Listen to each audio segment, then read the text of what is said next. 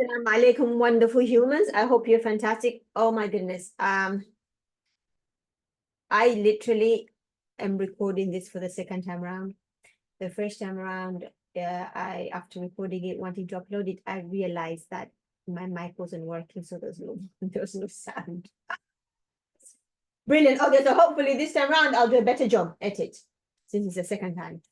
Okay, so welcome to another conversation in that behavior change show. And today's conversation is super important because it literally forms the foundation of how we experience life. Okay, and this is about habits. Okay, so a lot of the actions that we take every single day are habitual. These are the actions that we don't think about, we do them automatic. It's just how we live, right? But before we get into that, let's talk about the differences between what a behavior is and what a habit is, because sometimes there could be a confusion around that. So a behavior is an action that you take as a response to your environment, as a response to external environment, right? Internal environment. So external environment, let's say it could be an action that you engage in. If it rains, the action is you're gonna go out and grab an umbrella, right? That's the behavior. Internal environment, it could be a thought or a feeling, and then you respond to that feeling in a certain way. Some people journal, some people eat, some people go for a walk. All of these are reactions and responses to a certain stimulus, to something happening either externally outside of us or internally inside of us. So a behavior is just an action, right? A habit is a habit is a behavior, but the behavior that is more automatic, right? A behavior that doesn't really require a lot of conscious decision making. So with a behavior, we are choosing, it's more of a conscious effort, right? Whereas a habit is less conscious, more subconscious, and more automatic, right? So a good example that I like to give, because I think we can all relate to that, is say the kids are asleep and it's 9 p.m. and a new show is starting and you're really excited because you've been waiting for it all day or weeks, maybe through the adverts and stuff, right? Finally, tonight is the night, the show is starting, right? You get up, you say, you know what, my show is starting at 9. I'm going to prepare some tea and cakes and cookies, right? So it hits 9 p.m. Tea is ready, cakes, cookies are ready, right? That is a behavior. Something is happening, right? You plan for it. You're going to enjoy your cakes and cookies. The first night is happening. The second night is happening. The third night is happening.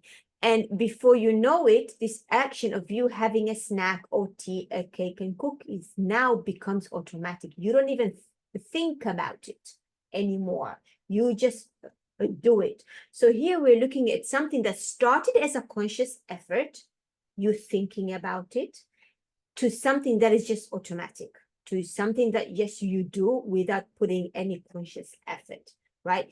So why does it happen? Why does a behavior repeated long enough turn into a habit? Well, the brain is a powerful thing. The brain is extremely powerful, right?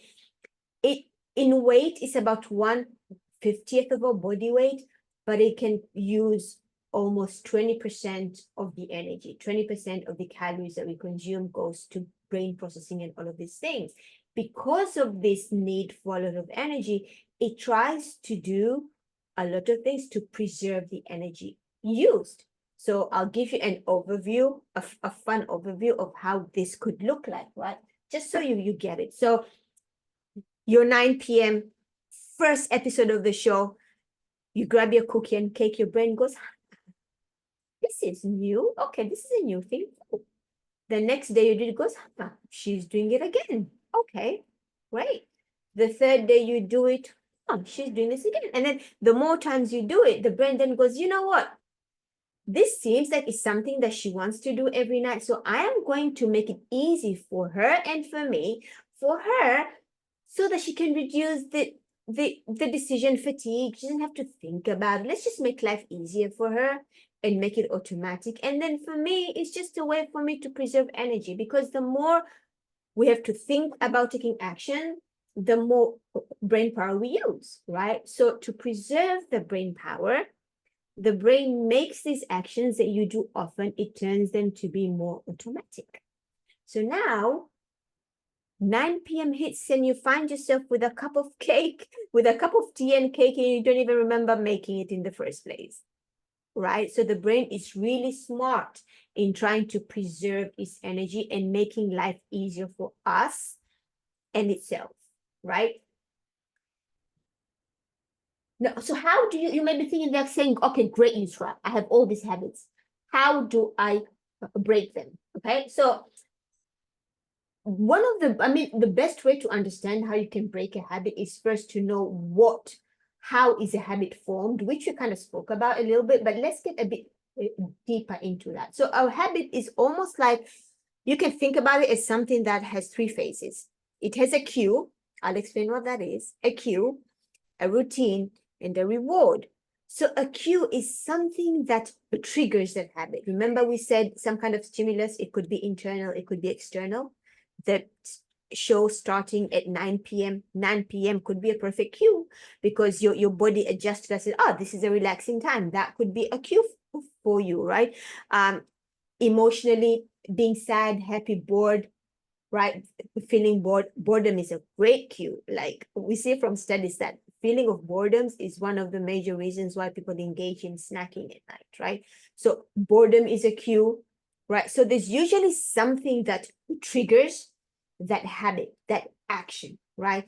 Then the second step is the routine. Routine is the action that you take. So the routine could be you, the routine could be you having your cake and tea. The routine could be you having the chocolate cake, right? The routine could be you journaling, whatever it is, that is you responding, right, to the cue. Okay. The third thing is a reward. We always engage in certain habits because they give us a certain reward. There's something that we're getting out of it. There's a purpose that is going to be fulfilled. Example, for people who emotionally eat, if we use that as an example, the cue is that certain emotions, either stress, either anxiety, boredom. For people who emotionally eat, it's usually stress or anxiety, right? So stress and anxiety, right? So that is the cue. The reward is the routine is they open the fridge and inhale the chocolate before they just eat it without stopping. Why do they do that? What do they get out of it? What is the reward? The feelings of a pleasure, even if it's for a moment. Because when they're eating, they're not feeling or thinking about their troubles, right?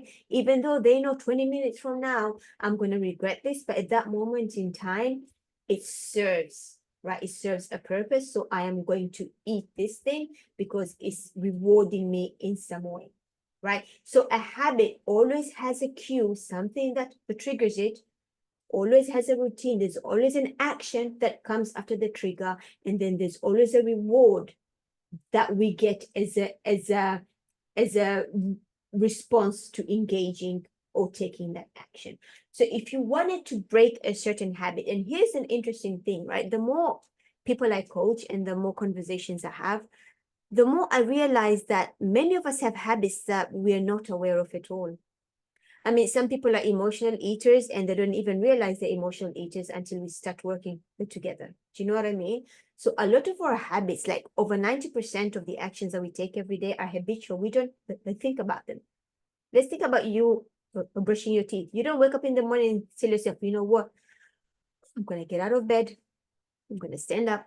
I'm going to walk to the sink, take a toothbrush, put toothpaste on and brush my teeth. No, you just do it automatically. Do you know what I mean? Because it's habitual. So a lot of the things that we do every single day, they're not from conscious decision making because that takes too much energy.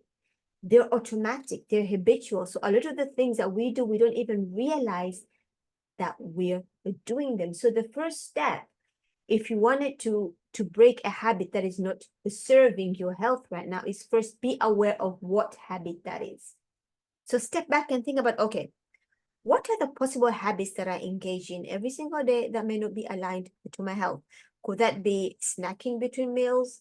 Could that be a way I talk to myself about my body? That could be a habit, by the way. Absolutely, right?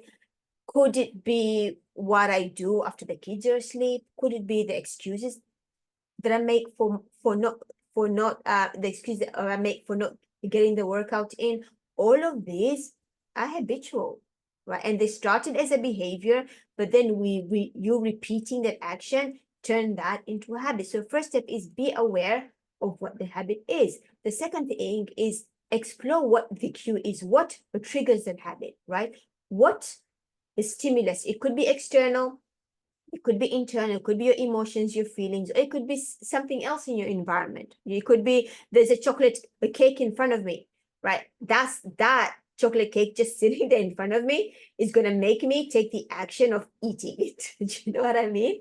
So explore what are your triggers that are causing you to act in a certain way. So explore what the cue is, and then look at, okay, what is the routine? What is the action that I engage in after the trigger as a result of that trigger?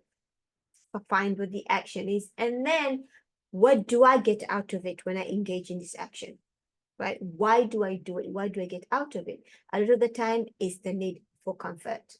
We engage a lot of our habits is because they give us comfort in some way, okay? Once you understand, okay, what makes up this habit that is not aligned to your health, start changing it. You know, okay, this happens. When this happens to me, when there's a cake in front of me, or when I feel a certain way, I behave by eating, as an example, right? Can I replace the action of eating with something else? Can I go journal instead?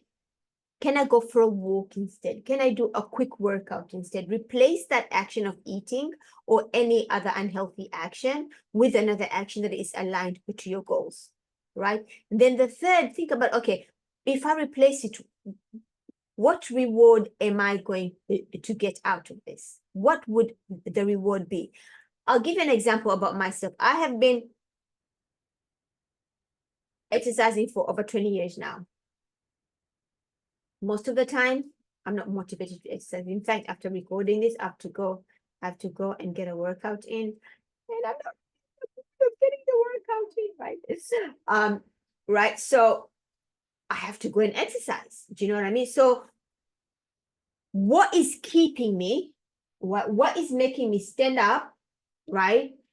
And exercise. Now, for me, I've built cues around my house, things to trigger me wanting to go and exercise. Example, I have a kettlebell in the kitchen, right? Because if I have it any further away from me, chances I'm going to make excuses.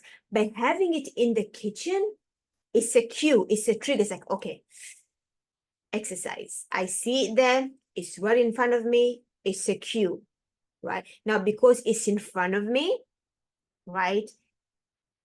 There's a routine. What routine is it? I'm going to action it because it's in front of me. So I've built this cue where every time I see a kettlebell, right, it's going to trigger the action of me playing with it, right? So the cue is kettlebell being in front of me. The action is I'm going to go do some kettlebell swings, some cleans, whatever it is. Why do I want to do it? Well, I'm thinking about being a strong grandma, inshallah, 20 years from now. That is the reward that I'm going to get from it. It's something I think about.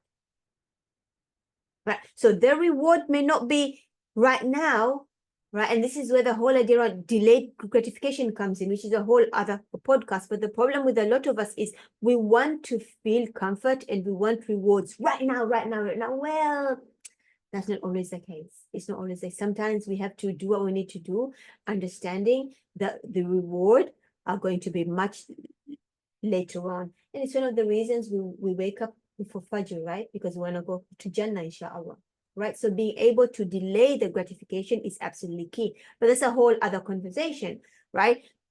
So as far as my example is concerned, is I have a kettlebell there because it's a cue for me to take action, because the action is going to help me get stronger as I age. So the cue is there, the action is there, the reward is there. You're going to have to find what works for you in terms of how you can structure your day, right? So that it helps you build those health promoting habits that you want to build.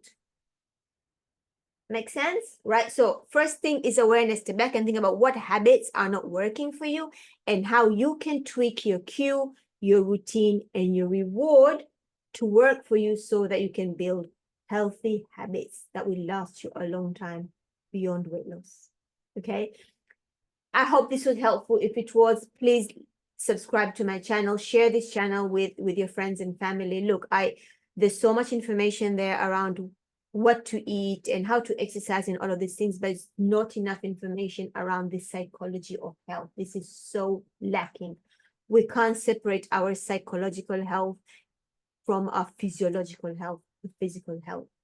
Okay, you can have the perfect meal plan, you can have an amazing exercise program, but if you're not psychologically right well enough to engage in these behaviors, in eating well, in exercising, you're not going to want to do it. If you don't have the mindset right built up to help you engage in these behaviors, you're not going to do it. So as important as the physical health is our psychological health is so important just as well, because honestly, for me and my experience, this journey is 80% mindset game, psychological game.